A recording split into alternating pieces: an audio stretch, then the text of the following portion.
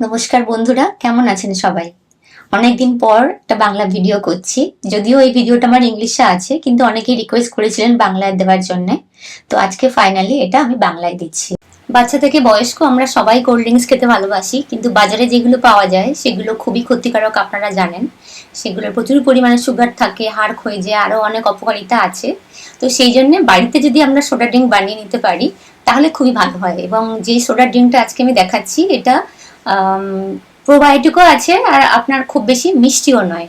চিনিটা যেটা আমরা দেবো ফার্মেন্টেশনের জন্য সেটা কিন্তু ইস্টার ব্যাকটেরিয়া ভেঙে দেবে অলরেডি যখন আপনি ফাইনালি এটা খাবেন। তো এটা আপনারা ম্যাঙ্গোর জায়গায় অন্যান্য যে কোনো ফ্রুটস ব্যবহার করতে পারেন। আজকে আমি ম্যাঙ্গো দিয়ে দেখাচ্ছি।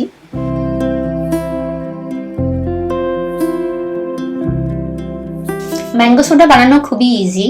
আমি প্রথমে একটা পাকা আম নিয়েছি। সেগুলোকে একটু ছোট ছোট করে কেটে নিয়ে একটা বড় জারে, পরিষ্কার পরিচ্ছন্ন জার নিতে হবে।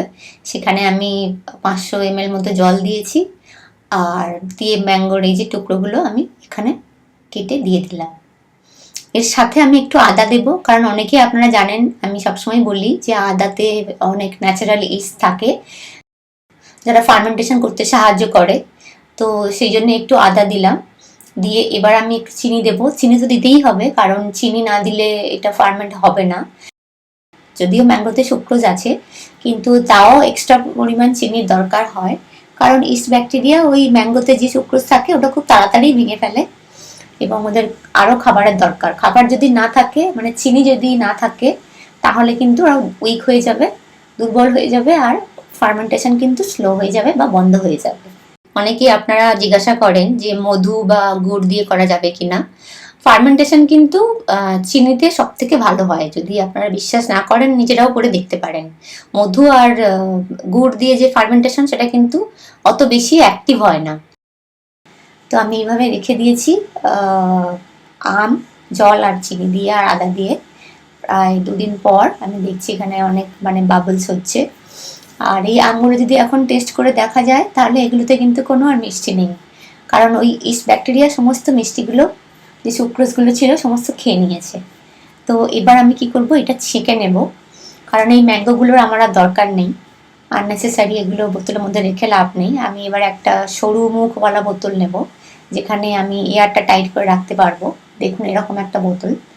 আর এখানে আমি চিনি দিচ্ছি, পুরোপুরি 2 টিস্পুন আমি চিনি দিচ্ছি, এবং এরপর আমি এর ওপরে এটা ছেঁকে দিয়ে দেবো। এরকম একটা ফানেল ইউজ করলে খুব সুবিধে হয়, তাহলে জলটা পড়ে যায় না।